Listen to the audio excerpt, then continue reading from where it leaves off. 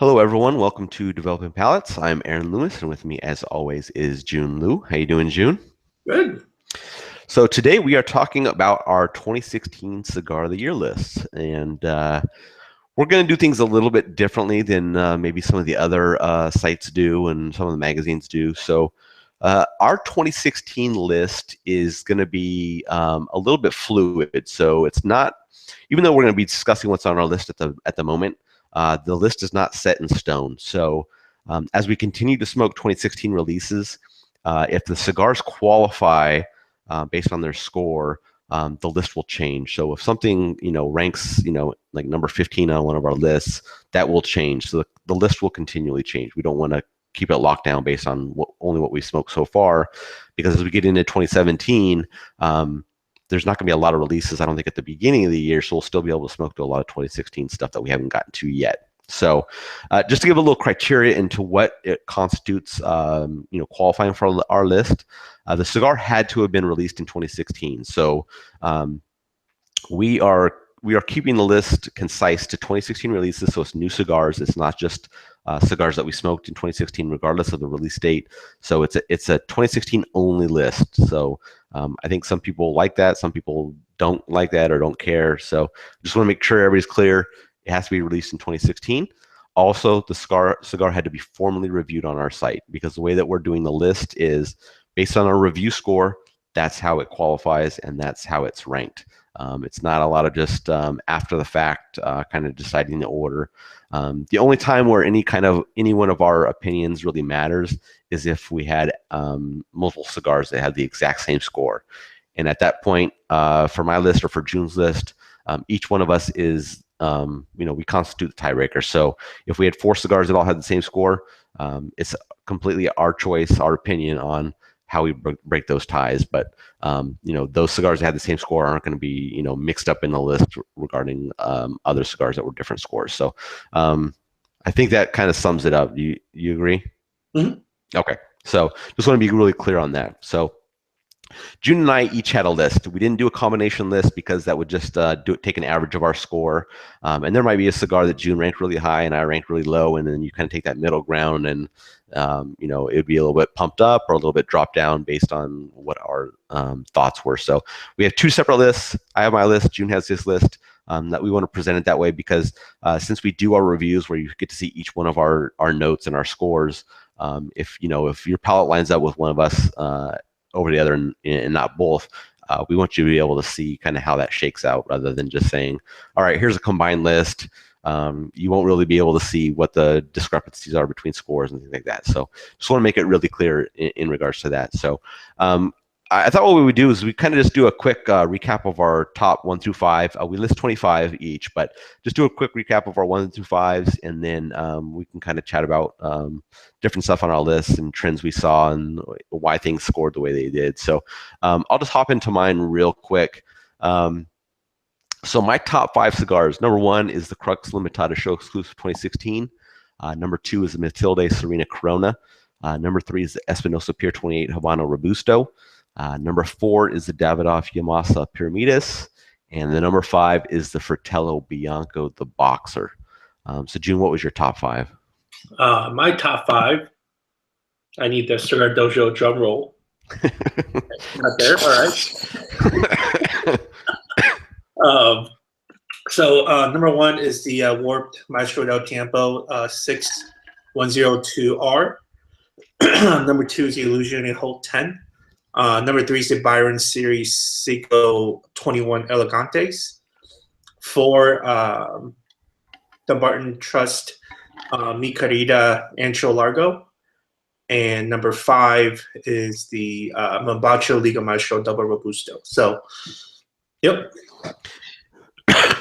So there were quite a few cigars that made both of our lists, and we may or may not publish kind of that joint list where we kind of take an average, but I think there was a couple that were pretty clear that if we did a joint list, that they'd be ranking up there really high. And I think the number 1 would be that Matilde Serena Corona.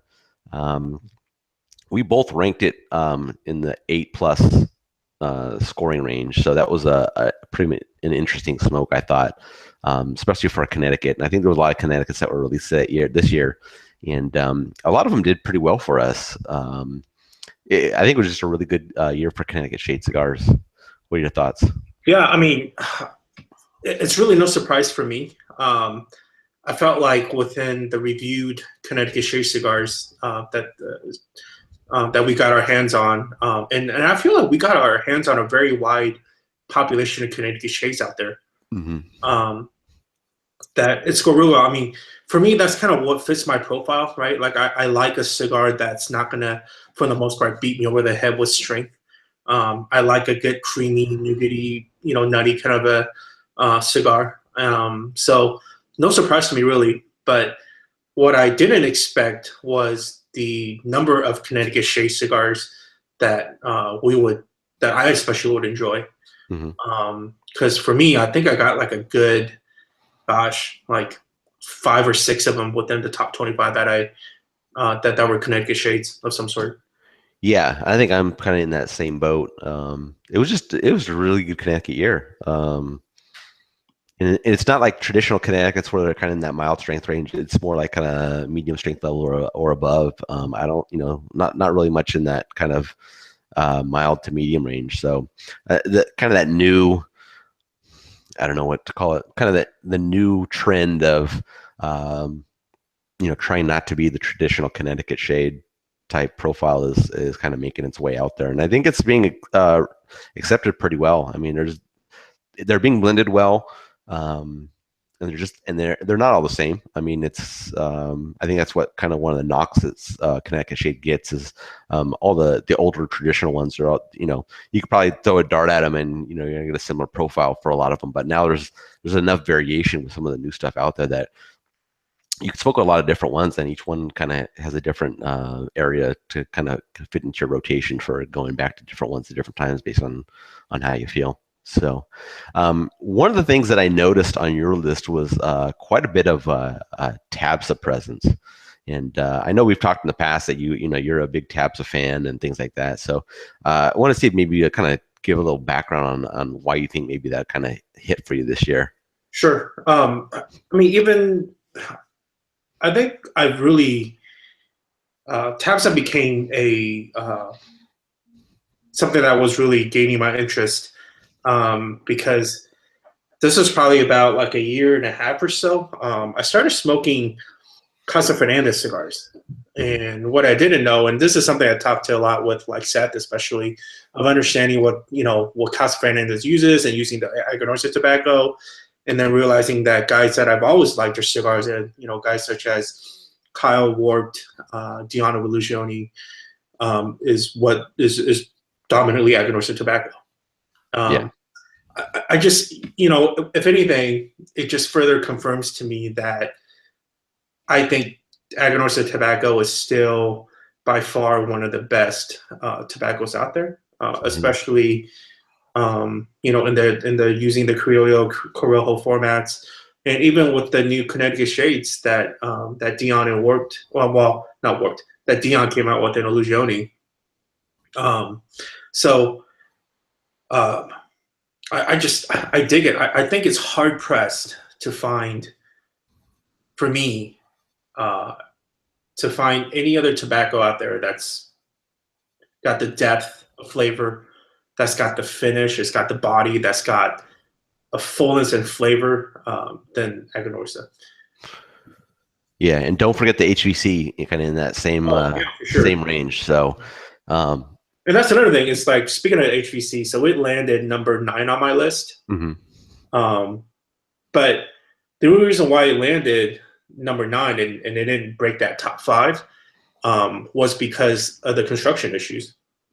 That it slightly had as compared to the other ones that ranked higher. Yeah, and I think there was also a fair representation of Lazona on your list as well. Yeah, so specifically, the highest Lazona that I scored was the Espinosa Crema number 4, Connecticut shade. Big surprise, as well as couple of the Cubata Kenyo guys, and specifically the Probable Cause Churchill, and then the Protocol Lancero. Mm-hmm. And I think that's the I think that's all the representation. Pier 28. Pier 28. Yeah. Oh man. Cornelius and Anthony. Yep.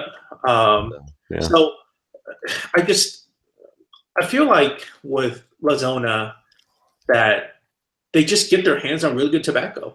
Mm-hmm. You know, like I love how a lot of the cigars give you that punch in the beginning. You know, that spice kick, and there's such a well melded balance of flavors for me with La Zona cigars in general.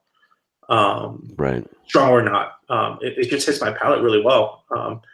So Yeah, and I had a fair representation of Arizona stuff as well. I mean, I think we're pretty even in those same cigars making the list, just different orders and things like that. But I think they had a really good year in regards to what those cigars were in doing as well. A couple other trends that I had, I got a couple of Fratellos, a couple of Matildes, some Southern Draw, and some general cigar stuff. So there was quite a few brands that had multiple entries on these lists. So and I think that's just kind of a testament to those brands being able to put out a multitude of good cigars, which I think is fantastic. And not every brand has the opportunity to put out a bunch of new cigars in a year. But those that do, or those factories that are kind of representing multiple brands, it's a really good. It's really good to see that they're able to put out a lot of good blends, and for a fair amount of them, they've been able to do multiple brands in multiple years. So it's a consistent process for them where they're able to put out good multiple good cigars in each year. So those are just companies and brands and factories that you can see that they'll be able to keep up with that going forward and things like that. for sure.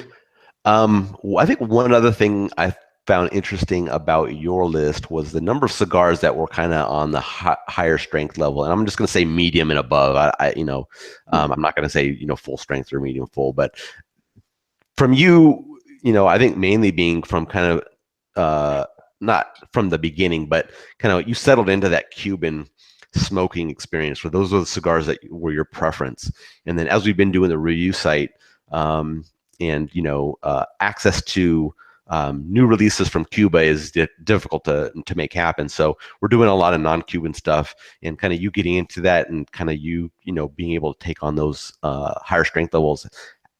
How do you think that kind of played out this year? With kind of, because I didn't see you really being someone that was going to enjoy those high levels of strength and still be seeing kudos for those cigars. So how was that for you? Yeah, it surprised me. I think before we started a website, I was predominantly a Cuban cigar lover, right?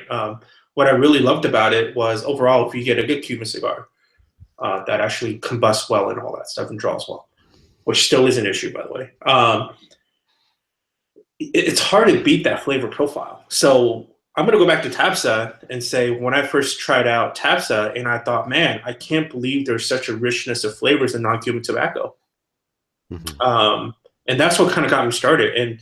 And within TAPSA, especially with some of the stuff that Dion makes, they're not mild cigars strength-wise.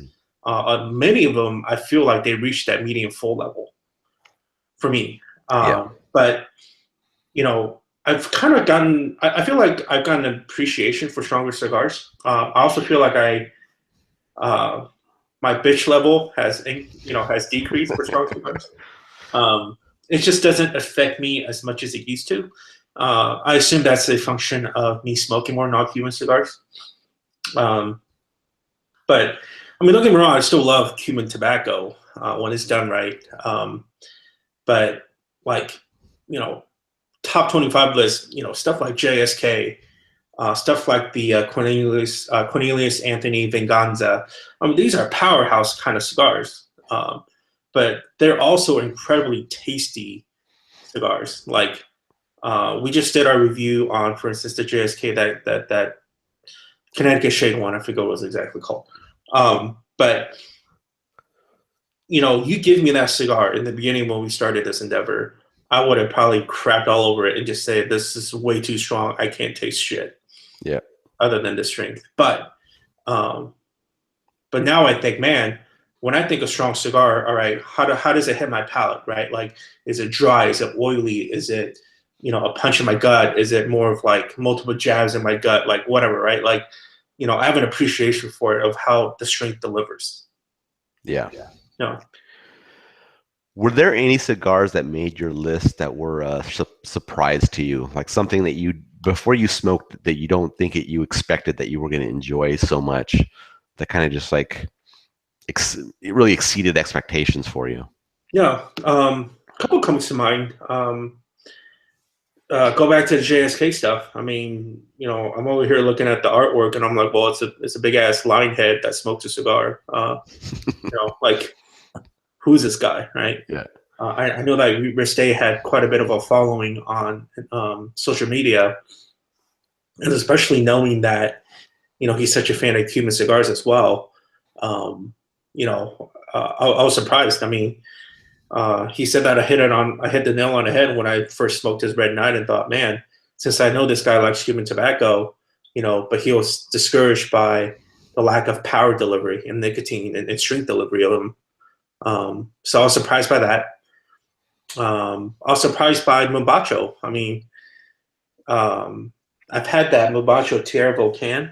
I remember this was 2 years ago when they had like that big booth at Yeah. PCPR, right? Hmm.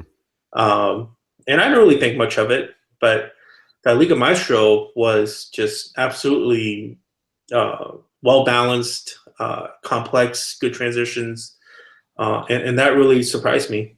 Um, you know, I'm more the before we started this website, uh, I realized with the non-Cuban cigars, I knew the big hitters, right? I knew what Padrones were like. I knew what Fuente was like. Um, I didn't really have a good grasp of boutique cigar brands, and not really having a good grasp of that to come fast forward to now at the end of the year, and to realize my top 25 is a huge representation of boutique brands. It just makes me think that there's some really good tasty cigars out there that the big guys aren't doing. Yeah, I think that's the difference between us. Is I think I was much more inclined to trying boutiques starting out because I think a lot of people, when they first get into smoking cigars, they're smoking a lot of the big brands anyway. So they may get started with a lot of the old AJ stuff or smoking General stuff or Altada stuff and things like that. And you know, there's definitely good cigars there. That's no knock on them. I mean, a lot of the cigars I started out, I enjoyed. I still enjoy them now. So. They're good representations, but for me, I really just enjoy trying new stuff. I'm always just looking for you know, things that are flying under the radar or maybe not getting a lot of publicity, and just because I know that there are people out there that can put together great cigars that don't have that big backing. So I'm always on the search for those so I think I kind of started that way, but. For me, there's a cigar that really jumps out on my list as something that surprised me, and that was the Toronto Exodus. Um, and I smoked a lot of Trano when I first got into cigars, and I enjoy some of those, and I still enjoy them now. I did not have big expectations for that cigar, but it really did well for me, and it wasn't something I was expecting to do. I thought it was just going to be, you know, it kind of went into the General portfolio once they acquired them. It was going to be one of the new cigars that General kind of creates under the Toronto brand, and I just didn't have high expectations, kind of coming from General based on the level of other cigars that we were smoking from, you know, boutique brands and things like that, that had really high levels of success. But it's a really good cigar, and it's something that I'm definitely going to smoke more of. And it was just, you know, it landed number 11 on my list, and that's pretty high. And I just wasn't expecting that. So that was another thing that I found interesting from kind of how our lists shook out this year. So, any other things that you thought that were interesting this year based on our kind of what we smoked and what cigars made our lists and things like that? It's interesting when I especially hone in on your top five. Mm-hmm. I want to call out that Fratello Bianco, the boxer. Right. So I think it's important to note that you did a single review on Right. that. It wasn't a team review. Yeah. Right. I actually got a chance to smoke that at the B&M after you did the review, Mm-hmm. and that would have for sure hit my top 25. Yeah. That would have probably hit within top 10, as a matter of fact. Mm-hmm. So I wanted to call that out, and you know, especially. But I mean, I'm looking at your top 5, and they were all really tasty cigars, and I loved every single one of them, Yeah. and I will happily buy them all. Yeah. But it's just, you know, you and I at the same rate, you and I differ still quite a bit within our list. Yeah. Does that show, like, does that tell you anything about, you know, your palate or anything with my palate? You know, what's your take on that? Well, I mean, I think it's a testament to like how different everybody's palate is, and I think, you know, a lot of people look for consistency across top 25 lists, and they're like, you know, somebody smokes something and they're like, oh, if this cigar isn't on everybody's list, they're nuts. I don't see it that way. Like, if our palates are different, how can you say that? Like, Right. It's got to be different. It's based on personal preference, and I think that's specifically one of the reasons why we're doing the reviews the way we're doing it. It's completely split reviews. You get to see each of ours because we taste things differently. You may have preferences for certain flavors that I don't, and vice versa. So I think it's good. I think that helps us with our reviews in regards to how people read them, because we can appeal to a wider range of smokers, since they have 2 points of view on a cigar rather than just seeing one person's review and kind of saying, all right, this is what they said. I didn't get those same flavors when I smoked it. I don't agree with the score. You know, there may be something they match up with for that person, but it you know, it's not as good. But if they match up with one of us really well on a consistent basis, then they have a really good resource at that point to be able to say, all right, you know, this guy didn't like this one, I may not like it either, or, you know, he really liked this, so I may need to go seek it out and things like that. So yeah, man, like I said, there's a fair number of them that match up, maybe not in the ranking, but they made the lists. And I think there was quite a few cigars where we had some big differences in regards to scores. I mean, we're both Illusione fans, but I think the cigars that were released this year really hit for you a lot more than they hit for me. I mean, I don't have an Illusione on my top 25 list. It's just the ones I've smoked, and just the samples that I smoked, they just didn't do it for me. Yeah. I don't think you even have taps represented in your top 25. I don't think so. No.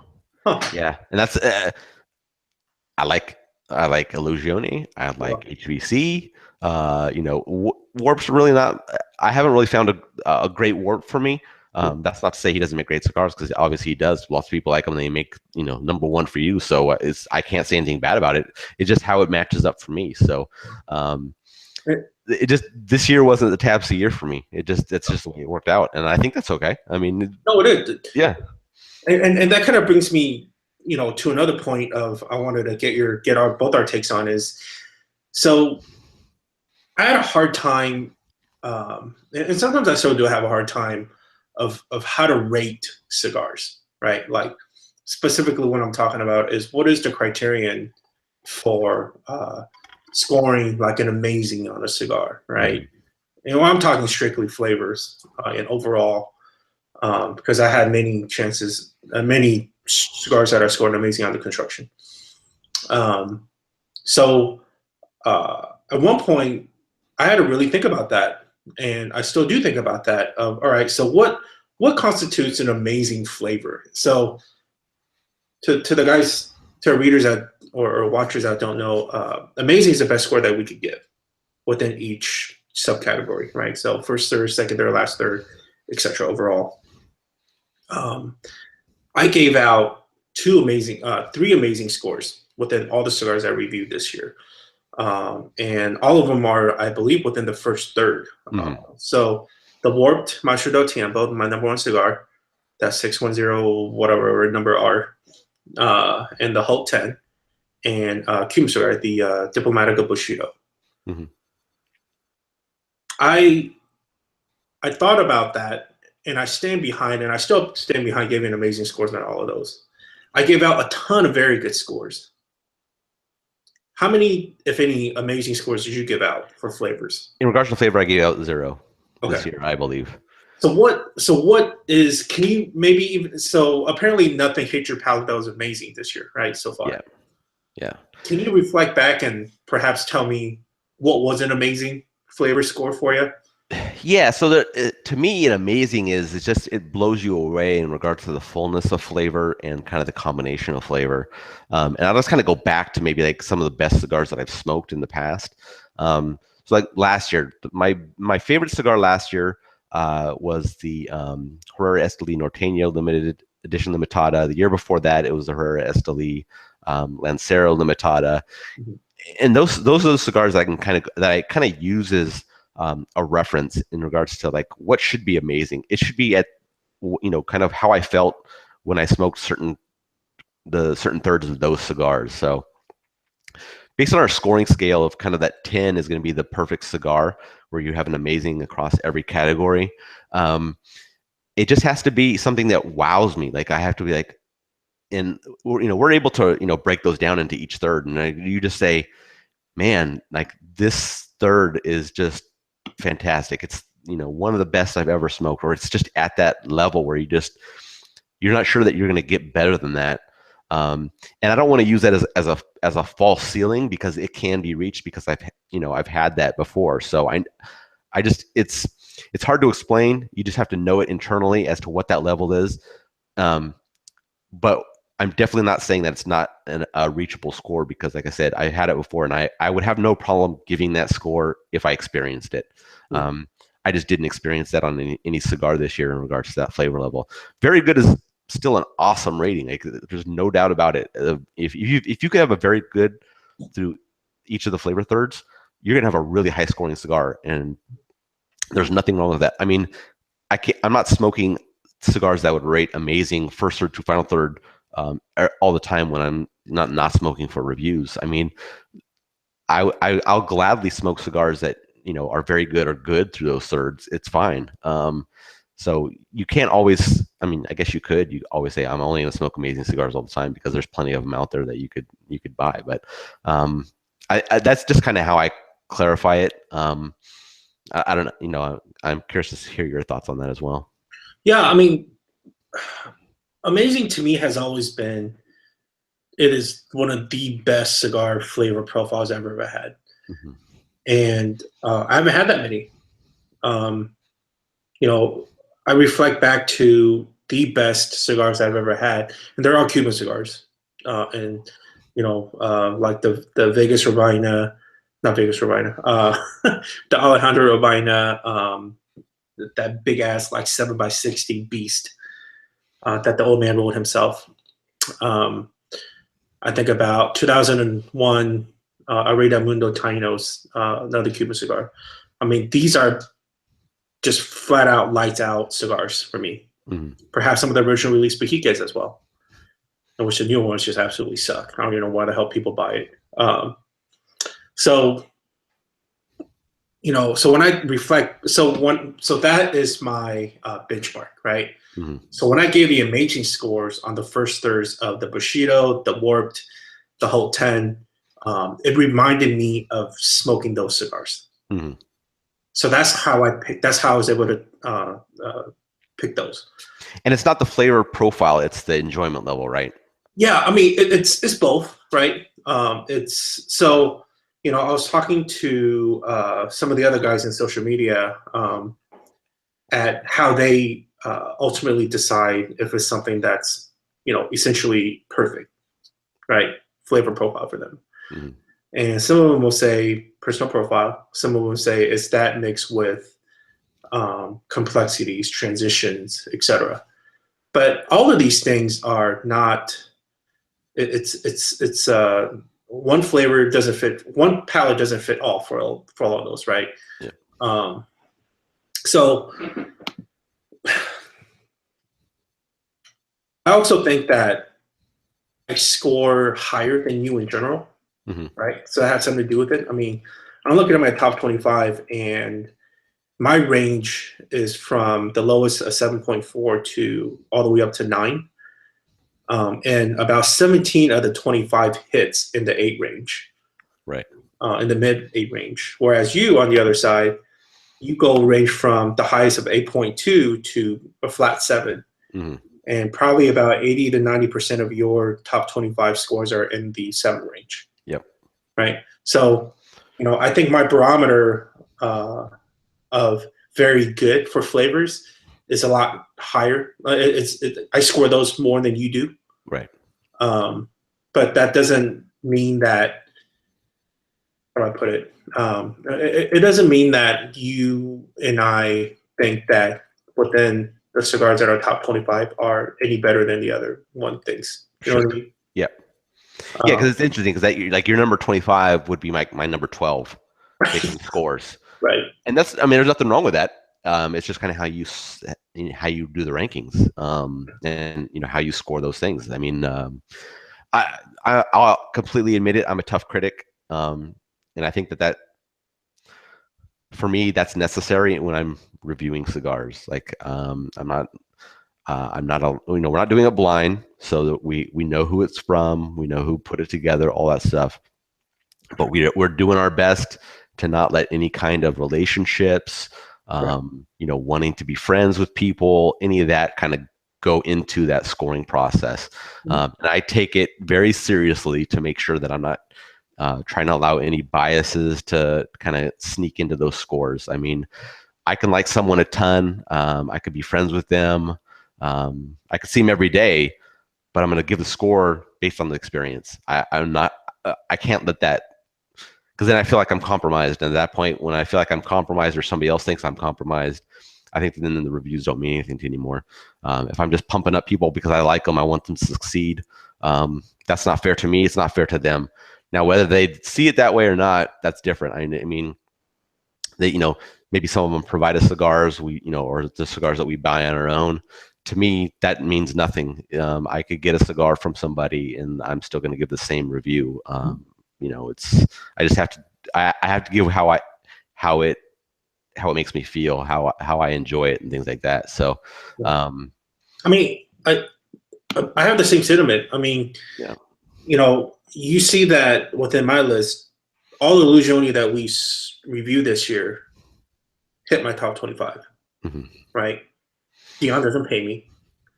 He doesn't give me free cigars to review, right? None of that. So, yeah, I totally agree. And I think it's really important to stay true to ourselves. One of the main reasons why we started developing Palates is so that we do it our own way, right? Starting from, the scoring system and being very meticulous about how much of an allocation we want to put within each component of the review. Not kissing ass to anybody, and then just because somebody pays for an advertisement doesn't mean shit, and it won't. And you and I are good in the sense that we're geographically close and we work together very closely in that sense. And we talked about this, essentially being accountable for our actions. Yep. Right. So, yeah. But that actually brings me up to another point is, talking about the score ranges that we've hit for our top 25. I hope when they see these scores and when our list gets published, that they'll see that we're not in that traditional grain of, 90, 92s and whatever scores, where there's a plethora of. Because I hope they really hone in, and I want these guys to hone in on the fact that of what we just talked about, of what the score ranges are for both you and I. I only had one cigar hit 9, and that's a flat 9.0. Is that Warped, and it is really hard to hit that period. Yep, exactly. Right. Yeah, like you said, my highest score is 8.2, so it's even harder for me to get to a 9. So it's. So and that's a whole other thing is something within 2017 of what I want to work on is allowing people, especially manufacturers and readers alike, of course, to be more familiar with our scoring system and what it really means. Take 5 minutes and just because you didn't get your 92 or 95 from some social media company, it doesn't mean that we didn't like the cigar. Yep. At all. Yeah. So. Yeah, we got a video on the on the scoring system. We got a write up on the scoring system, so you can find that pretty easily on our site. And we include links to that and all the reviews, so it's pretty easy to pick up what the scoring system is like and how we rate them and things like that. But yeah, I think it's a good point in regards to like how our scores don't match up to other sites. There's not really a translation level where you could say, oh, on our site an 8 equals a 92. It doesn't work that way. I mean. I can't do, I don't think we can make a good explanation as to how you can try to match them up. The reason we're doing the score this way is because we think the other system is broken. We don't think it's a good system, especially since a lot of the sites now, they understand that the manufacturers are looking for that 90 plus, or that's what the readers are looking for. So, that's kind of a threshold that things need to get to so that, they get attention. That's not our thought process at all. We need to score them the way that they work for us, and then that's kind of what we'll present, because that's how it worked out to our system. So, right, and also to kind of to build on what you just said, I think about how within our scoring range, right? Because if we score each component, burn, draw, first, second, last, third, etc., average, that will yield quantitative score 5, right? Mm-hmm.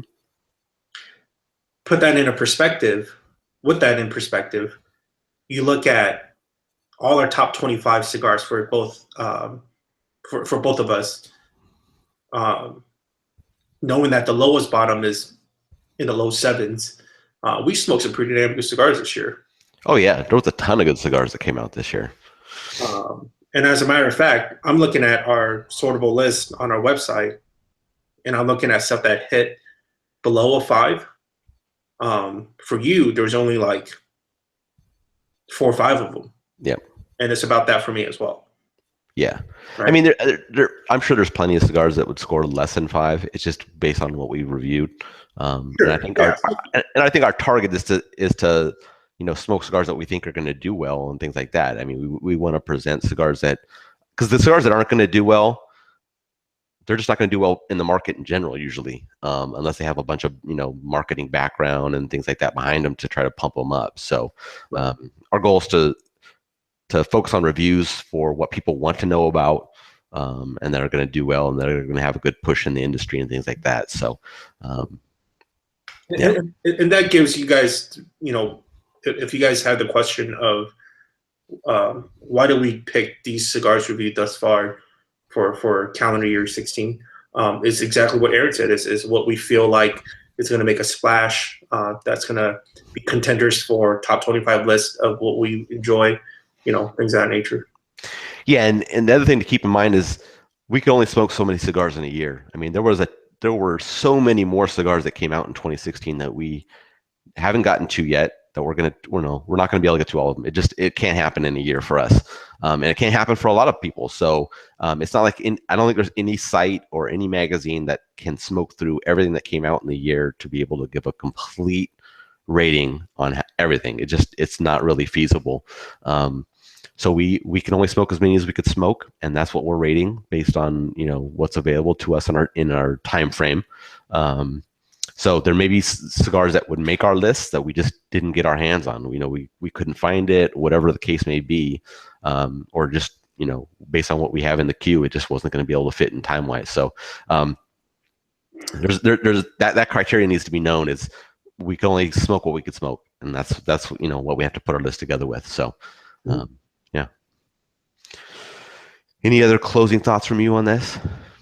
No, I look forward to whatever else 16 brings that we haven't touched yet for reviews. But I feel like we already made our way through a huge chunk of the stuff that we've been wanting to for the calendar year. So I look forward to what the FDA does in 17 and what new cigars look like and what that dynamic looks like. Exactly. Yeah, so like I said, this list is it's going to be ever changing still. As we smoke more 2016 releases, they may make it on this list, and this will change. So based on us, the list is being posted on January 9th, 2017.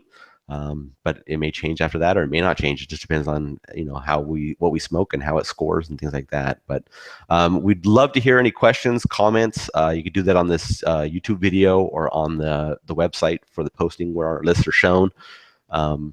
Be sure to check it out. I mean, let us know. We'd love to hear all feedback, good, bad, whatever. And if you think our lists are stupid, tell us why that's stupid. We're always looking to learn, get feedback, figuring out how we could do things better, how we could do things differently.